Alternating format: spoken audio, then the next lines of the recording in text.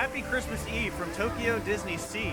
Now I know the parks in the States can get really crazy this time of year, but I want to see what it's like in Japan as I haven't been here during the holiday season. So let's keep an eye out for holiday stuff and just anything new in general. Looks like we just missed a show here at the entrance. I could hear it from the ticket booth. They were playing Christmas songs. Here at the entrance, I'm actually not seeing any holiday stuff so far. Now I was here during Halloween and they didn't have a lot of Halloween stuff in this park. It was mostly in the Disneyland park. So I expect that'll be the same here. The other park will have most of the Christmas stuff. As we get a little closer to the arch, you'll see it is flanked by Christmas trees. And it even has the year, Christmas 2023.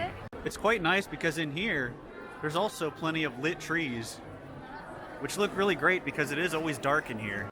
Looking around, I can see they're already doing a lot more for Christmas than they did for Halloween here because all of the buildings all around the Miracosta, they've got garland going over pretty much every archway. And that goes all the way around the Mediterranean harbor. There are also plenty of these banners here because Tokyo Disney is celebrating its 40th anniversary, which they've been doing this whole year. It's still kind of hard to believe that Tokyo Disney as a whole is 40 years old. Probably because mentally I think the 80s is still like 20 years ago. Not this park though. This park opened in 2001. However, the other park, that's the first one, that was 40 years ago. See the steamboat taking off. I don't know if I've actually done the full lap of the steamboat. Maybe we'll do that later if there's time. I am quite hungry, and the Zambini restaurant doesn't look like it has a very long line at the moment. They always have a lot of good stuff here. And this looks like the special braised beef, mashed potatoes, spaghetti seafood, mushroom cream sauce. That all sounds awesome. Here's some of the other stuff they have. They also have the famed green dumplings here, which is a little out of theme, but they're fantastic. So the more places they serve them, the better. They're basically like little mochi balls. The long pizza is always fantastic. That thing is way better than Hot Pocket. But you can see some of the Christmas stuff. They got special drinks and a little wreath. Alright, I went with the mushroom cream shrimp pasta and the braised beef pie. Special set they have, but I don't believe it's part of the Christmas thing. I think it's part of the 40th. It's actually really nice out here on this patio they have for Zambini's, and you also get a great view of the Soarin' queue. All the people waiting for the 170-minute wait to go on Soarin'. Now looking at the app, the wait times are pretty busy, but Sinbad is still only a 5-minute wait, so not that busy. When it goes up to 10 minutes, you know the park's really busy. And this pasta is fantastic so far. Still have to get to the pot. Alright, those two meal items were fantastic. I really like the shrimp mushroom pasta. Would I get it again? Definitely would, and I realized I actually did because it's a 40th thing. They've had that here all year, and I did get it earlier in the year, just kind of forgot until I tasted it. So that was very good, and the beef pie was even better. That glaze is fantastic. Only problem is it's a little small, but that's good in this case because I'd like to try stuff around the park. What's fascinating is next to Soarin', this is the popcorn line for black pepper popcorn. It goes up here and wraps back around. I'm noticing down here they used to have vineyards set up. Now they've swapped it all out with flowers. It looks like the showboat is heading out. They do this show a few times a day, and there is a Christmas version. I haven't looked up any of the times yet though. They're playing my jam. Such a great 40th song.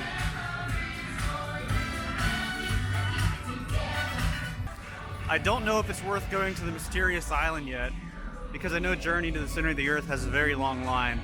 Might try that later in the night. Would love to eat at Magellan someday though.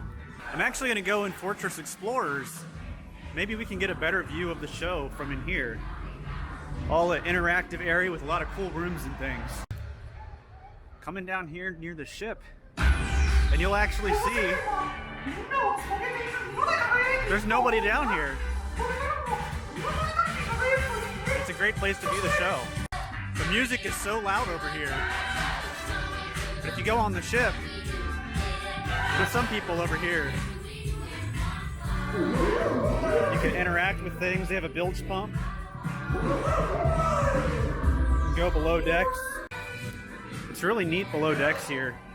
The music is so loud in this area. And you can see some of the racks on the ship.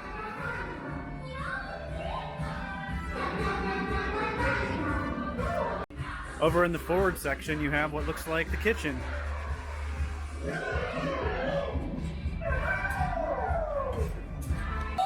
Now this is kind of amazing. You'll see the ship out here. If you come in this room and you look on this dial, it might be hard to see. There's the ship. This is an image of out there, somehow naturally being done through reflection, light. That is incredible. And it's just on this huge dial in this room. Down here is where we just were, where there was the reflection. So you can see up here near the top, there's like a mirror. And maybe some other magic wizardry happening to make that happen, because that was incredible. It's also a great view from up here that nobody seems to really be taking advantage of. You can see Mount Prometheus. Just funny how not busy this area is, considering the rest of the park. And here's some of the other things they have. Sundial deck. Is that this one here? Oh yeah, way down there. I forgot how cool this room is. You have these dials for all the different planets. So once you start moving it, you'll see some of them are moving at different rates. I'm moving Saturn over there. Really, really cool. It's pretty wild being up this close to Mount Prometheus because you really start to see the forced perspective at play here. It might be hard to translate on camera, but for example, you have this roof here, and you look at the size of one of these shingles, and there's the top of the mountain. I think this specific tower is probably the best view in the whole park, because you can get Mount Prometheus. You can see all of this from here. You can see the Columbia, Tower of Terror, American waterfront, all of the Mediterranean harbor. And you'll see that's the Soarin' line, just to put that in perspective a little bit, coming out of the mysterious island all the way along, back towards that building. What makes this tower even better, I'm always on the lookout for outlets, and they actually have one right here. I checked it. It's an outlet. Entering Port Discovery, and the app says it's a 20-minute wait for Aquatopia, which actually looks like it is about right, maybe even less. Kind of surprising for Christmas Eve. As we get in line, we have to make a choice. There's always some debate on whether the left or right side is better. I'm actually a fan of the left side, but it also depends on which vehicle you're in, because even on the same side, it can be a different ride. And we're off on Aquatopia, and I must say it's actually a lot better with overcast skies because it's harder to see the track. Normally you can see the track under the water. If you look hard enough, you'll still see it. But it's a little more unpredictable when it's not as sunny out. Especially when it spins around and goes backwards. I'm hoping we go the waterfall route. What I meant earlier is there's multiple different routes you can take on each side. That water's very close. And it looks like we're going to the waterfall. I would like to point out, you don't actually get wet on this ride. At least not intentionally. I can't guarantee that if it's windy out. Something interesting, as we cross over from Port Discovery into the Lost River Delta, you can see this is like the transition point. But this last little kiosk over here looks like it's a blend of both, because it has that steampunk Port Discovery theming to it, but it looks a little worn down and mismatched, almost as if it is part of Lost River Delta as well. I almost always forget that they have this hangar stage back here. This has been closed ever since I've been coming to the park, so no shows currently going on in here. I wonder if they have plans to bring it back.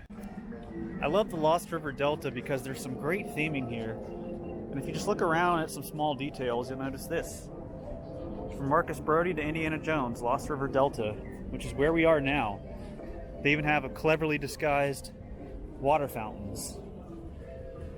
And I saw this lock. I don't know if it's... Can't call that a hidden Mickey, but could it be a hidden Duffy? Looking around here some more, I found something I've actually never seen. This Duffy photos point. At one point, we did a scavenger hunt looking through the whole park trying to find him. I don't believe we ever found this one. I have no memory of this one here. Maybe we did though, and I just forgot. I kind of forgot they have this Mexican restaurant here as well. What's cool though, is they're seating down here in that little hut. There's nobody out there. That'd be the perfect place to sit down and relax right now. I've never really looked at the Arabian coast from this bridge. It's quite a nice view, but I'm wondering what's going on with the scaffolding over there. They're working on some towers or something. We're in line for Indy now, which is a 90-minute wait, but we're gonna take single rider. This is incredible. There was 3 people in front of me for this 90-minute wait. As you can see, single rider is absolutely the way to go. Again, 90-minute wait. The longest part for me was just walking to the queue. There was 3 people in front. Kind of wild that you can cut off that much time. And sometimes you get to sit together if you're in a group. For example, if they have 2 and there's 2 seats open and they can't find another group of 2, you could still potentially ride together. So definitely worth it. The only thing is, I think Raging Spirits is the only other attraction in Disney Sea with single rider. And here is your other single rider experience, Raging Spirit. Very fun coaster. I like doing this one at night, so I'll probably check it out later. The end of the line for Raging Spirits actually goes to the future entrance of Fantasy Springs, which will be opening mid-next year. It's going to be fantastic to have more stuff to this park because there's not all that many attractions. Now we'll check out Sinbad because I'm sure that's still a 5-minute wait. The park is officially busy because we're waiting outside the queue at Sinbad. It says on the sign, 10-minute wait. さあみんな水平線を目指して冒険に出かけよう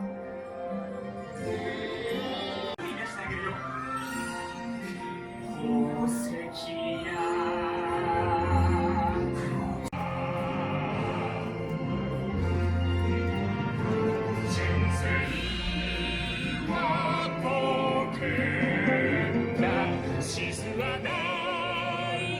So it looks like the scaffolding was actually for the Magic Lamp Theater, which just recently closed. I'm not sure if they're doing a renovation or replacing it entirely. Guess we'll have to see. Over at the Mermaid Grotto, something that kind of caught my eye are these flowers. I always love the Disney flowers, but look at these ones specifically. These are really cool. Heading into the Mysterious Island. Wow, this must be the line for Volcania restaurant to the left. Now I am noticing some of the longest lines today have been the food carts and restaurants. I must say I am quite surprised how much I've done so far today without having to wait very long. Sinbad was quick, Aquatopia was quick. When I went to the Zambini restaurant at the time, it was quick. It was about a 10-minute wait. But every restaurant, every food stand I've seen has been really, really long waits. It's actually a little surprising to see the 20,000 Leagues Under the Sea queue actually going up that high. You'll see the Nautilus down here. And the Gyoza Bun, which is awesome, has a very, very long line down there. I would like to get that at some point, but that might be kind of tricky today. I kind of almost forgot it was Christmas Eve because there wasn't really any decorations until we're getting near the American waterfront. See, there's a huge tree over there, so let's head that way. It's pretty neat seeing smoke come out of the stacks on the Columbia. Might be hard to see because of all the clouds in the background, but I feel like it doesn't always do that. And here's the tree, which from this angle looks taller than the Tower of Terror. But there is actually a smaller, normal-sized tree over here to give some perspective. Well, this is cool. They have vehicles driving around. And it wouldn't be a tree without some presents under it. I like that they have the magic lamp over there. 3 caballeros. Looks like a clamshell on the other side. At the Liberty Landing Diner, they have a Christmas churro, sweet soy sugar. But look at the Tower of Terror gummy case. Daisy's the first character I've seen out today. And we've got 2 new additions here. There's food trucks in front of the Tower of Terror. One looks like it's for beverages, the other for food.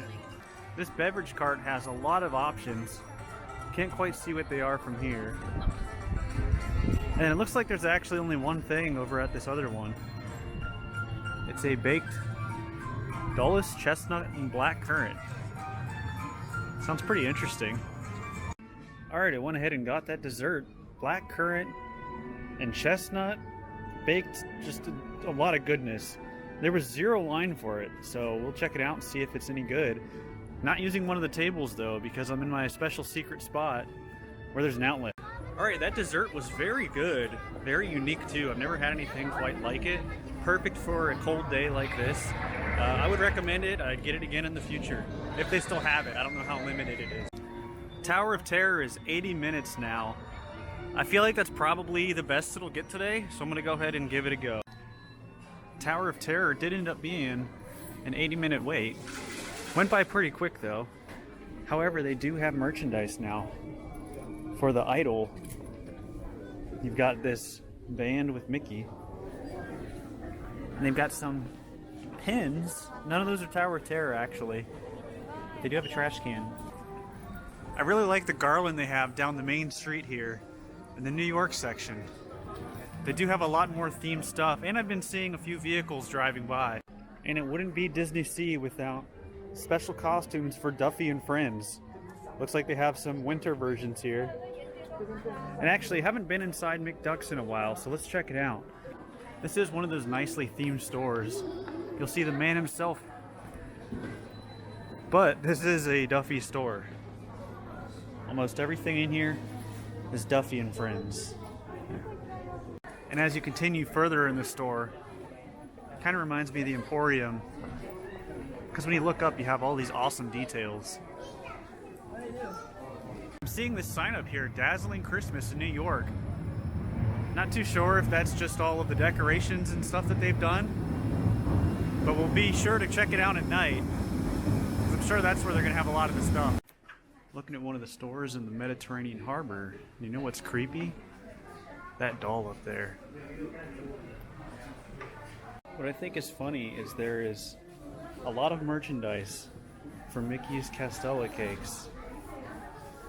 More so than there are for pins. Pin trading isn't really that big here. Here's all they have. Stopping by the Yucatan Base Camp Grill to get something to eat again because there's not really a line here. It's actually quite quiet. Let's see what the specials are. Oh, that's funny. It's Donald's butt. That's pretty good. You get a hamburger steak, some veggies, bread, sausage. And here's the special Donald's Lost River platter. So you'll see it looks like we've got a hamburger steak here. We've got a sausage. There's some pork belly. Well, they give you 2 pieces. In the picture it showed 1. Some vegetables, rice, bread. Alright, that whole plate was fantastic. And the price was only about $11. So 1,700 yen, $11 with the exchange rate. Really awesome value. I think the best thing was actually the hamburger steak. Probably the sausage next and then the pork. It was a lot of food for the price and definitely would recommend that one. The moon is out, the sun is just set, but you can see a red glow coming out from Prometheus. I've never really noticed a consistent red glow. Obviously there'll be fire every once in a while, but definitely an awesome effect. In the Mediterranean Harbor, stepping into Cafe Portofino, 1, because I've actually never been here before, but 2, I want to try the holiday cake. It's a praline pistachio wreath cake. It's the one that I showed earlier. As delicious as the 40th anniversary cake is, what we're here for is this little praline and pistachio cake. Only here for dessert because we just ate, but all this stuff looks so good. You'll see they have some of the images of the completed plates up here. The roast beef over there is the holiday special. Alright, here we are with the little pistachio praline cake. Very small, but I'm hoping it's good because the desserts here typically taste fantastic. They don't only look great. I also got this spicy sauce that most restaurants sell for 100 yen. I've been seeing this for a while. All last year they were selling it, and they have it now. Figured I'd get some, take it home, and try it out. But this is actually a great spot to be. for the nighttime show, because there's nobody else out here in this sitting area. And you can't really come here unless you're eating at the restaurant. Alright, that cake was quite good, but being a fan of pistachios and praline, I didn't really get a lot of flavor of that in the cake, and it was really small. So, I don't know if I'd get that one again. I would prefer to get the 40th anniversary one again, because one, it's like the same price, it's a lot bigger, and it tastes better overall, I think. I just wanted to point out the lights here in this area at the Mediterranean Harbor. I don't think I've been back here because the gondolas are closed at this point of the night in preparation for the nighttime show. Now that it is nighttime, we're back at the American waterfront for the dazzling Christmas. And you can see the department store is fully lit up. You can see down this street they have snowflake lights, but it is a little funny because it says Mickey's Department Store up here. However, this is Scrooge McDuck's store that we looked at earlier, unless they're encompassing all the other stores that are a part of the same building. This is quite nice down the main street. They have all these lights and garland. It doesn't go for too long though. You'll see as soon as it gets to the railway, it kind of stops. It is nice to see these trees here next to the Tower of Terror. You have all these lights. They even have little projections on the ground over here. I am sure the drink stand is still quite busy, but the other one to the right, the snack we had earlier, doesn't look like there's anyone in line. Here's something really cool that I never noticed, and it's so simple. But at the entrance to Tower of Terror, I've never seen that sign. I've only seen it as the Hotel Hightower. And you'll see just like that, it went away. And I sat here and waited, and it took about a minute for it to show up, and it's only there for about 10 seconds. Really, really cool and a lot more noticeable at night. Alright, that is going to do it from Tokyo Disney Sea. Really fun to be here during the holidays. Very busy in some areas and not so much in others. I think you just have to time it right. Single rider help for Indy, but a lot of the other stuff, I didn't wait more than 10 minutes at any restaurant. So you got to time it and get the placement correct. Really fun day, weather's perfect. So that is going to do it. Thank you all for watching. The caravan is moving on.